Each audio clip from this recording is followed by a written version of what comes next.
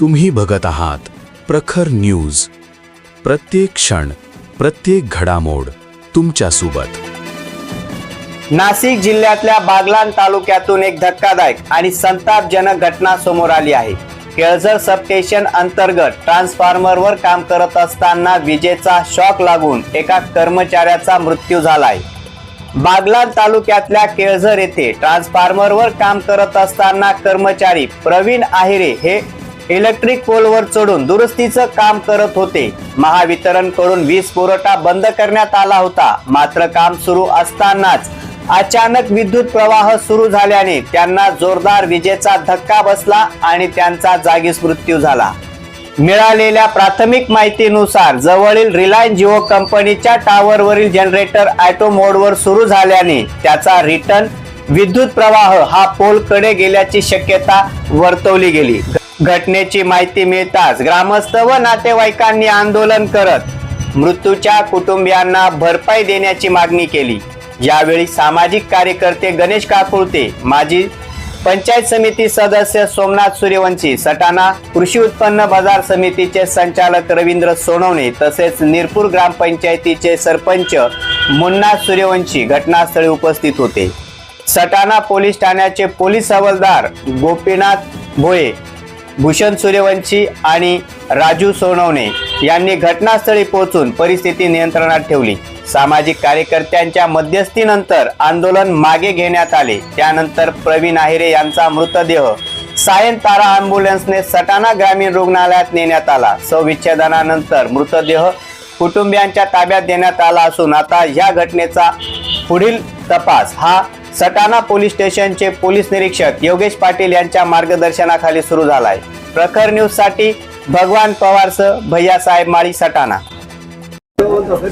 बागलाण तालुक्यातल्या केळझर येथल्या सबस्टेशन वरती आज एक घटना घडलेली आहे। ज्या घटनेमध्ये प्रवीण आहिरे नावाचा एक तरुण या ठिकाणी सबस्टेशनच्या केळझर गावातल्या डीपीवर काम करत होता आणि त्या ठिकाणी त्याला शॉर्ट लागला आणि त्याचा मृत्यू झाला। नेमकं त्या मृत्यूच्या मागची काय कारणं आहेत, या ठिकाणी सबस्टेशनच्या बाहेर खूप मोठ्या प्रमाणामध्ये स्थानिक नागरिकांची आणि मृत व्यक्ती जे प्रवीण आहिरे आहेत त्यांचे नातेवाईक या ठिकाणी जमलेले आहेत। काही सामाजिक कार्यकर्ते या ठिकाणी आहेत, आपण त्यांच्याकडून जाणून घेऊया नेमका हा प्रकार काय होता आणि कुठल्या कारणामुळे ही घटना घडलेली आहे। आपल्यासोबत आहेत प्रहार संघटनेचे तालुका अध्यक्ष गणेश काकुळते। दादा, नेमका हा प्रकार काय होता आणि कशामुळे ही घटना घडली?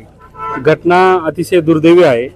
आज त्या मुलाला एक मुलगी आहे आणि कालच त्या मुलीचा वाढदिवस झाला, पण या केळझर गावामध्ये जिओचा टावर आहे आणि त्या जिओच्या टावरजवळ एक डीपी आहे।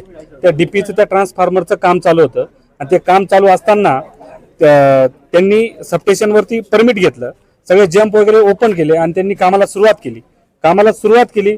परंतु काम करत असताना अचानक त्या डीपीमध्ये करंट आलं रिटर्न, आणि करंट आल्यामुळे तो व्यक्ती त्या ठिकाणी शॉक लागला आणि शॉक लागल्यानंतर त्याची पॅन्ट तिथं डीपीलाच अटकली आणि तो शॉक लागून त्या तिथंच मृत झाला। अतिशय वाईट, कारण की या जे टावर आहेत या टावरच्या जे कटआउट असतं किंवा त्यांचं ते ऑटो जनरेटर असतं, त्या ऑटो जनरेटरचं जे कटआउट ते कटआउट क्लिअर नसल्यामुळे आज या मुलाचा मृत्यू झाला असं वाटतंय आम्हाला।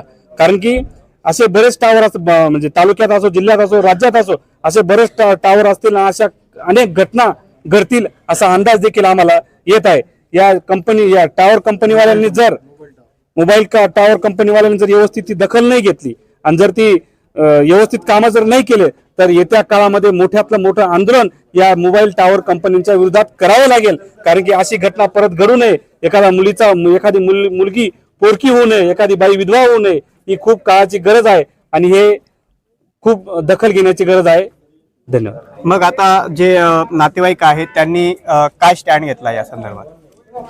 त्यांनी अतिशय आक्रमक स्टँड घेतलेला होता आणि जो कॉन्ट्रॅक्टर कडून तो मुलगा काम करत होता अशोका कंपनीचा, त्या अशोका कंपनीने देखील त्या कुटुंबाची जबाबदारी घेतलेली आहे।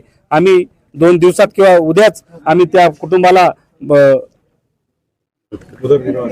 उदरनिर्वाहासाठी मदत करू असा शब्द दिलेला आहे। मग आता ते जे शव आहे ते सटाणा ग्रामीण रुग्णालयामध्ये। मग त्यांच्या कुटुंबांचा ह्या टावरांच्या विरोधामध्ये आता जे टावर म्हणताय तुम्ही, ज्या टावरमुळे रिटर्न सप्लाय आला आणि त्यामुळे त्या मुलाला आपल्या त्या कर्मचाऱ्याला जो शॉक बसलेला आहे, तर कुटुंबाने त्यांच्या विरोधात काही तक्रार किंवा कंपनीकडून त्या टावर कंपन्यांच्या विरोधात काही कारवाई केली जाणार आहे का? जर कंपनीने जर काही सक्षम ठोस पावलं उचलले नाहीत तर कंपनीवरतीच माझा तर अंदाज आहे ते 302चा गुन्हा दाखल झाला पाहिजे असं माझं तरी व्यक्तिगत मत आहे. एका टावरच्या कंपन्यांच्या मोबाईल टावर कंपन्यांच्या जनरेटरच्या ते जे काही रिटर्न सप्लाय त्याच्यातून आला आणि ह्या तरुणाचा त्याच्यामुळे मृत्यू झाला आहे असं नातेवाईकांचं, सामाजिक कार्यकर्त्यांचं म्हणणं आहे. ह्या मोबाईल टावरवाल्यांनी देखील याची काळजी घेतली पाहिजे की अशा घटना पुन्हा घडू नयेत. प्रखर न्यूजसाठी भगवान पवारसह मी भैयासाहेब माळी.